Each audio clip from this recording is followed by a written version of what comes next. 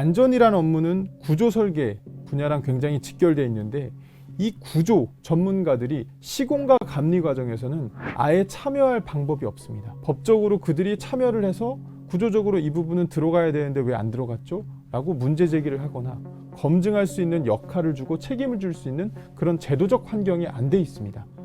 설계 단계부터 시작된 부실이 시공, 감리를 거쳐 붕괴로 이어진 겁니다. 이런 문제가 있다는 거를 사실 기존의 업계에서도 알고 있지 않아요?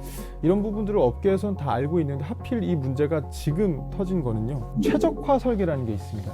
원가 절감의 이유로 딱 필요한 만큼 최소한만 넣자라는 것들이 어떤 하나의 경쟁력이 되면서 정말 이제는 넣어야 될 걸 하나를 안 넣었을 때 정말 위험으로 직결될 수 있는 그런 업무 환경이 만들어진 거고요. 그거는 여러 가지 어떤 이권과 이해관계와 관련이 있습니다. 먼저 LH 같은 큰 발주처로부터 설계 용역을 따낼 수 있도록 독점적인 권한을 갖고 있는 건 건축사인데요.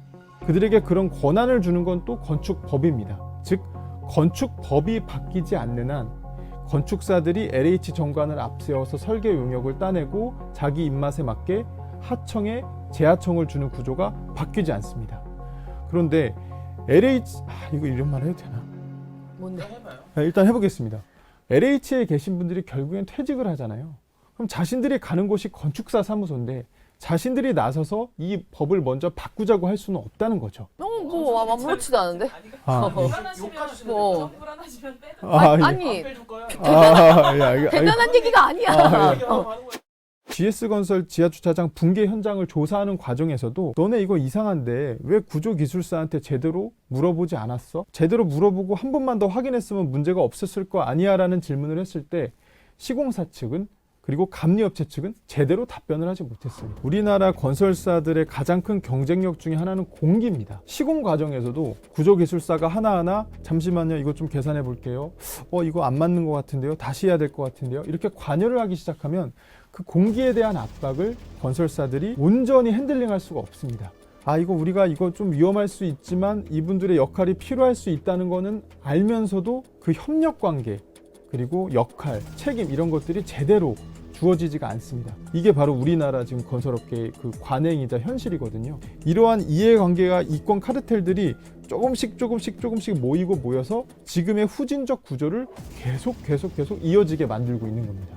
사실 이런 후진적 구조를 LH도 몰랐던 게 아닙니다. 지난 주말에 그 LH의 사장이 갑자기 긴급 기자회견을 열고 자신의 조직에 대한 강도 높은 비판을 했는데요. 통합만 해놨지 내부적으로는 L과 H가 다 자리 나눠먹게 해가지고 이 자리는 L 자리, 이 자리는 토목 뭐 하다 보니까 결국에 부조 견적대라는 것이 토목직이 딱 맞게끔 해놓은 거예요. 토목직이 건축 도면을 볼 수 있습니까? LH 스스로도 자기들 안에서 이권을 나눠 먹는데 천착했기 때문에 이런 문제가 발생을 한 겁니다. 자리 만들어준 거구만. 네. 까불고 있어.